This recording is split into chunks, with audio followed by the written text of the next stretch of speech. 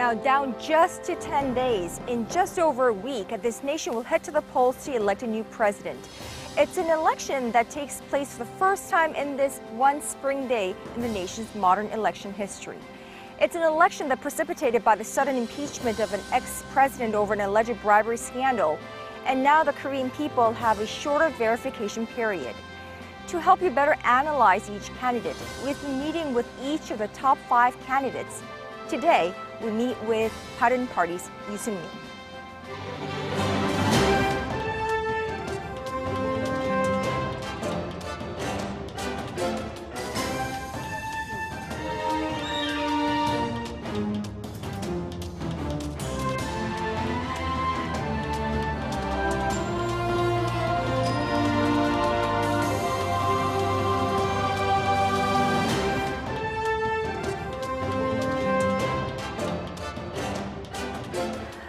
Yoo Seung-min, presidential nominee for Bareun Party, running in the 2017 presidential election. Thank you so much for squeezing time out of your very busy schedule for us.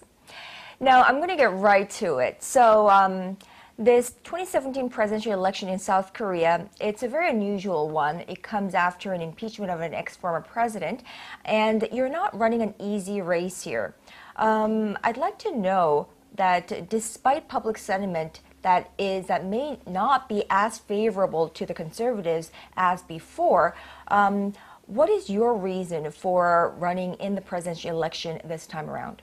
예, 대한민국 정치에서 대통령 탄핵 때문에 보수가 굉장히 어려워진 건 사실입니다.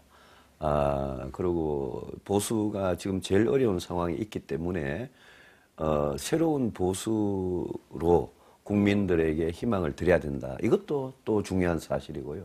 그래서 저는 바른정당의 대통령 후보로서 우리 국민들께서 보수 정치가 저렇게 바뀌면 우리한테도 희망이 있다라는 것을 분명히 알려드리고 그런 어떤 새로운 보수의 희망으로 제가 출마를 하는 거고, 대한민국의 진보 정치인들이 안보나 경제나 이런 부분에서 안보는 얼마나 불안하고 경제는 또 얼마나 무능하고 하는 것은 오랫동안 입증이 됐고 지금 나온 후보들도 마찬가지입니다.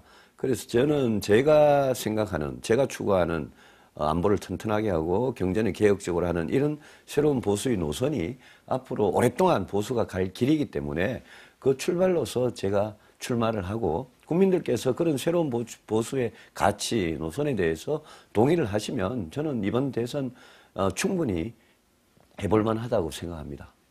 Now, you just briefly mentioned the national security issue and the economics of Korea at the moment. I want to talk about the security issues. Now, the Korean Peninsula is in the global highlight, and not for very, very positive reasons these days. There is continuous provocations by North Korea, tensions escalating on the Korean Peninsula. Of course, there's Donald Trump in the United States, a very unusual president, very different from the previous one. And there's China, Xi Jinping, and China's economic retaliation over THAAD. Now, what is your policy pledge vis-a-vis North Korea?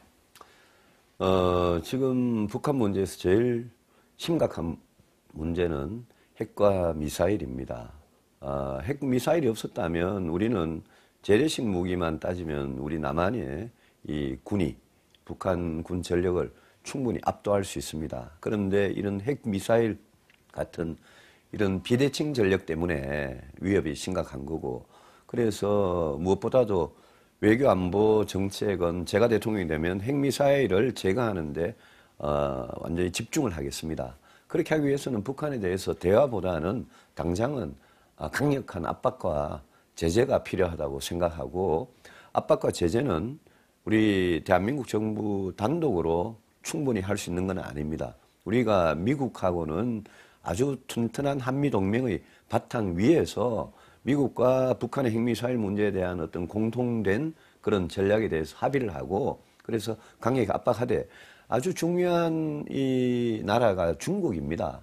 중국이 이제까지는 북한에 대해서 굉장히 그 유엔에서 대북 제재 결의안 이런 게 채택이 돼도 중국이 굉장히 느슨하게 압박에 동참하지를 않았습니다. 그런데 다행히 트럼프 정부가 북한의 핵미사일 문제를 굉장히 우선순위 높게 두고 있고, 그래서 미국과 한국이 같이 중국 정부를 설득해서 중국이 강력한 압박 제재에 동참한다면 저는 핵미사일 문제를 풀어나갈 실마리가 거기서 시작이 된다고 생각합니다.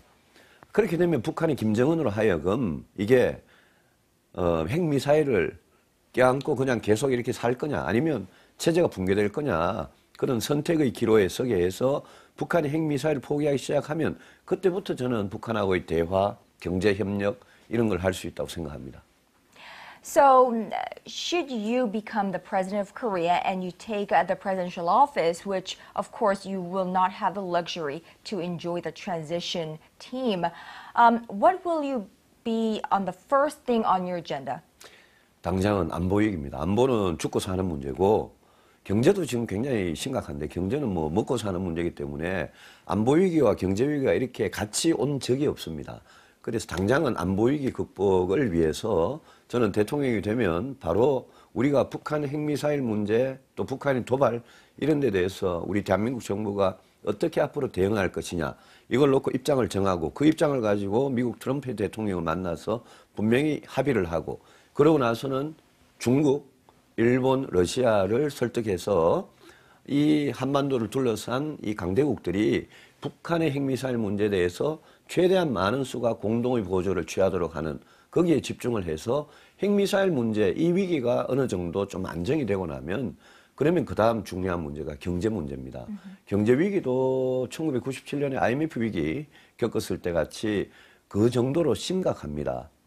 지금은 한국 경제는 성장도 걱정해야 되고 복지도 걱정해야 되는 상태입니다. 저는 지금 단계에서 한국 경제가 다시 성장하도록 할 수 있는 그 힘, 이걸 회복하는 게 굉장히 중요한데 제가 생각하는 거는 중소기업과 창업, 벤처기업들 이런 데에서 혁신의 정신, 기업가 정신이 발휘가 될 겁니다. 그래서 제가 혁신 성장이라고 그러고 그거는 창업과 기업가 정신과 규제를 푸는 거와 중소기업과 또 과학기술하고 굉장히 관련이 있습니다. 이 부분을 가지고 일관되게 지속적으로 꾸준하게 대통령이 추진할 수 있느냐 이거에 달려 있고요. 우리 양극화, 불평등, 불공정 이거는 사회 전반에도 그렇지만 우리 경제에서도 매우 심각한 문제고 이것 때문에 대한민국이라는 이 공동체가 과연 이 하나의 공동체로 유지가 될 수 있느냐 걱정하는 그런 단계까지 와 있습니다. 그래서 양극화, 불평등을 해결하기 위한 이 재벌 위주의 경제 체제를 이거를 깨부수고 중소기업, 창업기업들이 숨을 쉬도록 해주는 거. 노동시장에서 비정규직 문제 심각하고요. 교육과 보육은 대한민국에서 기회의 사다리가 없어졌다고 할 정도로 이거는 뭐 소득이 많은 사람, 재산이 많은 사람, 자녀들이 이 사다리를 다 차지해버리고 서민들한테는 이 기회의 사다리가 없기 때문에 교육, 보육의 그런 기능을 회복하는 거.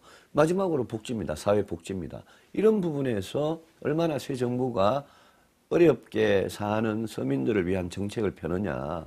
그게 저희들이 주장하는 새로운 보수 정치의 아주 핵심적인 부분입니다.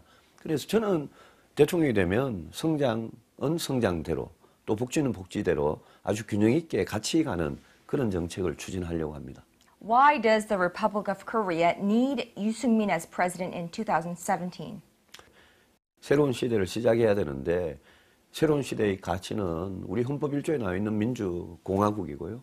우리는 진짜 정의로운 세상을 원하고 또 따뜻한 공동체를 원합니다. 제가 정치를 해온 이유가 전부 다 그런 것들입니다. 이 대한민국이라는 공동체를 부자, 가난한 사람 차별 없이 잘 사는 따뜻한 공동체로 만드는 거. 또 우리 경제를 다시 성장시키고 저출산 문제 해결하는 거. 또 이 무슨 최순실 정유라 이런 사태 없이 진짜 정의롭고 공정한 사회를 만드는 거. 그게 제가 정치를 해오는 목표이기 때문에 저는 지금 대한민국에서 제일 고쳐야 될 문제, 제일 중요한 가치, 이게 결국은 정의롭고 공정한 세상 만드는 거 하고요.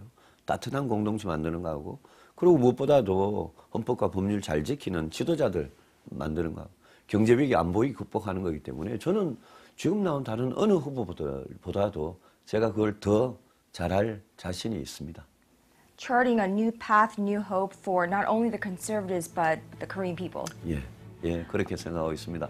저는 뭐 보수를 바꾸면 보수가 변하면 저는 대한민국이 변한다는 신념을 가지고 정치를 해오기 때문에 제가 보수의 건전한 보수의 새로운 희망이 될 수 있다면 저는 그게 대한민국의 새로운 희망이라고 늘 생각하는 사람입니다.